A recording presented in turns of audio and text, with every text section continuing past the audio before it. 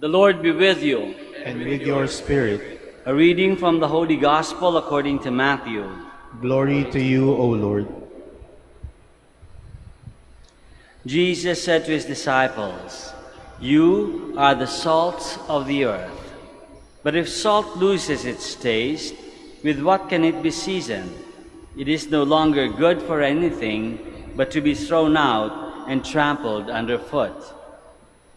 You are the light of the world. A city set on a mountain cannot be hidden, nor do they light a lamp and then put it under a bushel basket. It is set on a lampstand, where it gives light to all in the house. Just so, your light must shine before others, that they may see your good deeds and glorify your heavenly Father." The Gospel of the Lord.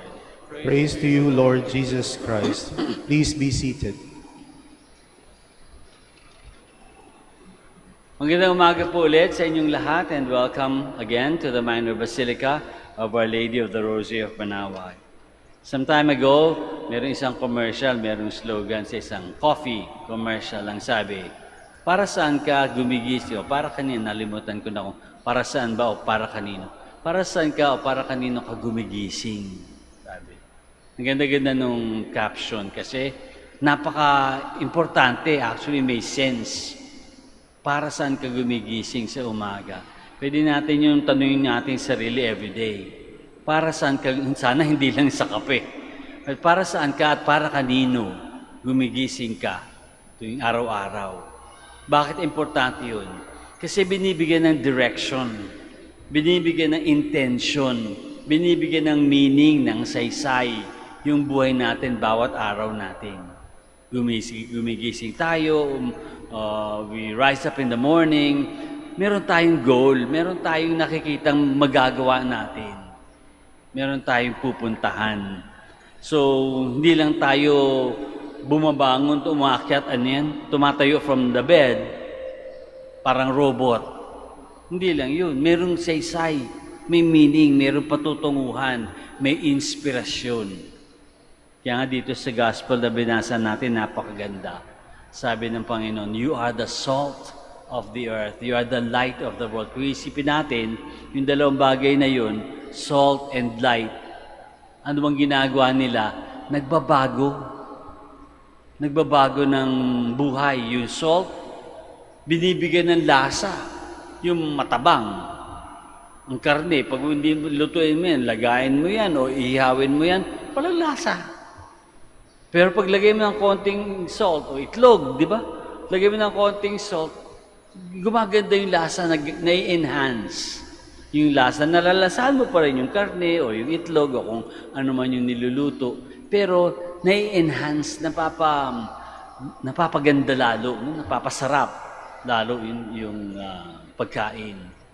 Yung ilaw, ganun din.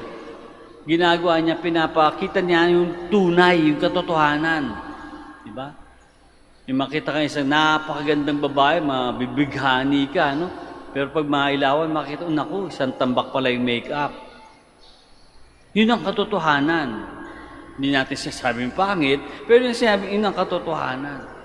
At yun ang ginagawa ng ilaw. Kaya kung papansinin natin, yung salt na yan at saka yung ilaw na yan, na nagbabago, nagpapaganda, nagpapakita ng katotohanan, nagpapakita ng what is.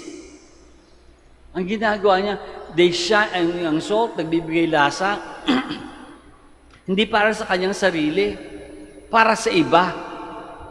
Ang ilaw, lumiliwanag, nagbibigay ganda, nagbibigay liwanag, napapakita ng katotohanan para sa iba. Ang trabaho ng salt na yan at light na yan, para sa iba. At yun din ang hinihingi sa atin ng gospel. Yun din ang hinihingi sa atin ng Panginoon. That we shine, that we give taste and flavor to life for others, para sa iba. Ang tanong natin, paano tayo makakapagbigay ng lasa, makakapagbigay liwanag, mapapakita ang katotohanan ng ibang tao? Paano natin yun magagawa?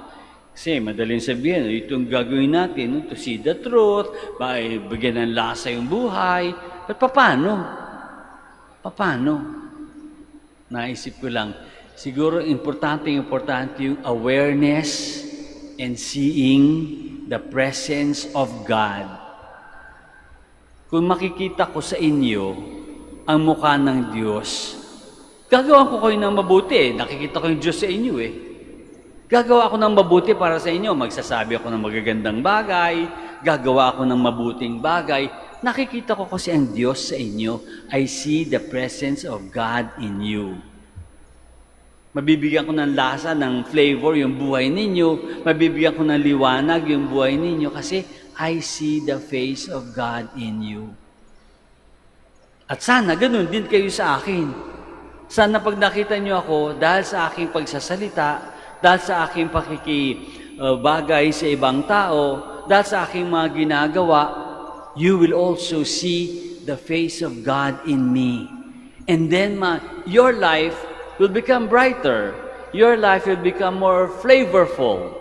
And so will mine. My life too will become more tasty, more meaningful.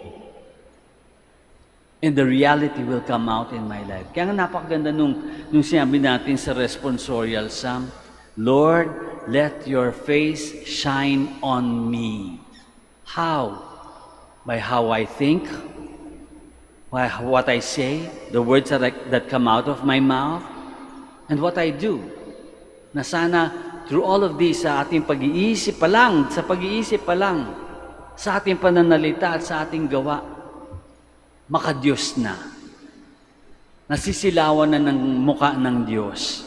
Nabibigyan na ng meaning ng Diyos, ng goodness ng Diyos. Let your face, siguro magandang dasalin niya na aside from para saan tayo at para kanino tayo gumigising sa umaga, maganda ding dasal yan sa bawat araw. Umaga at gabi. Lord, memorizein niya natin. Lord, let your face shine on me. Let your face shine on me by how I think, how I speak, and how I live.